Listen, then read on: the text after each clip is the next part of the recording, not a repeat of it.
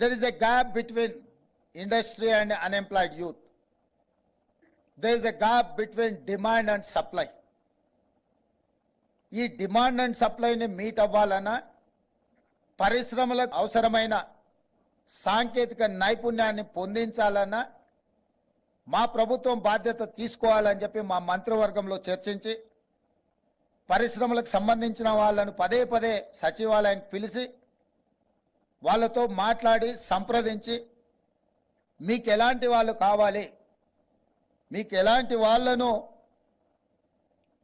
మేము ట్రైన్ చేసి మీకు అందించగలము, అసలు మీ ఆలోచన ఏంది, మీ ఆలోచనకు తగ్గట్టుగా మా తెలంగాణ రాష్ట్ర ప్రభుత్వం మా తెలంగాణ యువతను ముఖ్యంగా విద్యార్థులను తీర్చిదిద్ది మీకు అందించడానికి మేము సిద్ధంగా ఉన్నాము అని చెప్పి పరిశ్రమలకు సంబంధించిన వాళ్ళ ప్రతినిధులతో మాట్లాడడం జరిగింది.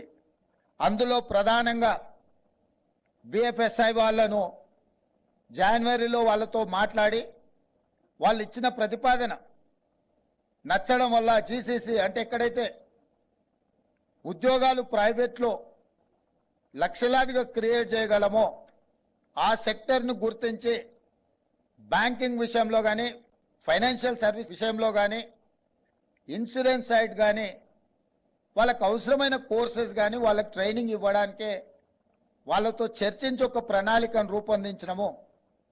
ఆ ప్రణాళికలో భాగంగానే ఇప్పుడు కాలేజీలలో చేరుతున్న డిగ్రీ కాలేజ్ స్టూడెంట్స్ని కానీ ఇంజనీరింగ్ గ్రాడ్యుయేట్స్ని కానీ వాళ్ళ యొక్క డిగ్రీ పట్టాలు పొందే క్రమంలోనే వాళ్ళకు శిక్షణ ఇవ్వాలి, నైపుణ్యాన్ని అందించాలి. వాళ్ళు పట్టా తీసుకొని బయటకు వచ్చేటప్పటికి వాళ్ళ కోసం ఉద్యోగ అవకాశాలు ఎదురు చూడాలి, ఆ ఉద్యోగంలో ప్రత్యక్షంగా పోయి వాళ్ళు జాయిన్ అవ్వాలన్న ఆలోచనతోటే ఈరోజు ఈ కార్యక్రమాన్ని ఇక్కడ లాంచ్ చేయడం జరిగింది. మిమ్మల్ని అందరినీ కూడా సెలెక్ట్ చేసి ఇక్కడికి తీసుకురావడం జరిగింది.